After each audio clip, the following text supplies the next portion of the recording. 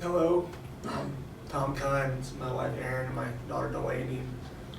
We're here to speak to you about the challenges of being a couple in COVID and how to, some advice to help with some of the challenges. The first question, the hands down hardest challenge with COVID is definitely to adjust to a new normal. Pre-COVID, you have your roles, your lanes. I go to work, I come home and then help out.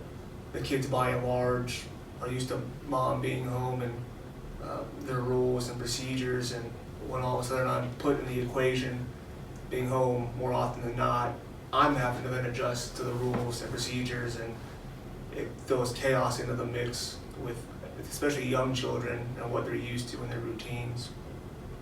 Not to mention now my wife has to put up with me the entire day and not just hours between 5 and 10 p.m.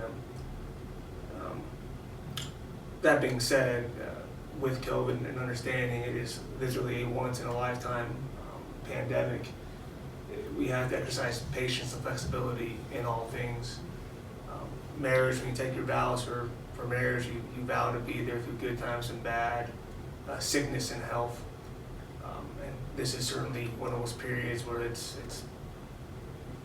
there is sickness more than rampart. It's not in our house, thankfully, but we need to be flexible. We need to exercise our faith in the matters and just being there for each other and picking each other up and doing our best not to fight amongst ourselves while we're trying to adjust to these new normals and these new roles. And being home, we should be happy. Being home is a great thing by and large, but you have that patience with each other. It's a hard adjustment. It's hard for your spouse, and it's hard on your kids. But life will go on, and it's fun. Just be patient, be flexible, love your wife. That's all I really had to say. Yeah, I would agree with that, and I would also just add that in the beginning, like, we had Delaney, and there was a lot of uncertainty about what was going to be the new normal, what was going to be allowed in the hospital, and just fear about how the kids were going to adjust to things.